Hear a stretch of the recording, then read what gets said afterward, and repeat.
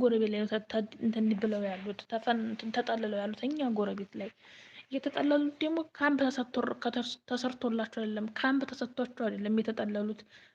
አሁን ይሄ በየአረብ ሀገሩ ያለች ሴት የሰራችው ቤት አለ አይደለን? እዛ ውስጥ ነው ያሉት። በቃ አንድ ቤት ውስጥ 30 40 50 ሰው የተቀመጠበት ቤት አለ። በቃ ምክንያቱም እኛም አንከለክልም፣ መከልከል ደግሞ ይከብዳል። ገባችሁ?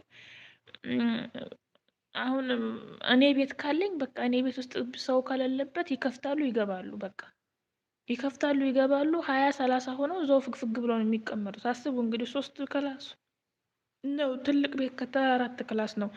4 ክላስ ቤት ውስጥ 50 ሰው 60 ሰው መግባት ማለት በጣም ከባድ ነው። ምን ላይ ተኝተው ምን ላይ ተቀምጠው ምን ላይ ሰርተው በልተው ያ እንግዲህ ጥያቄው አስቡት።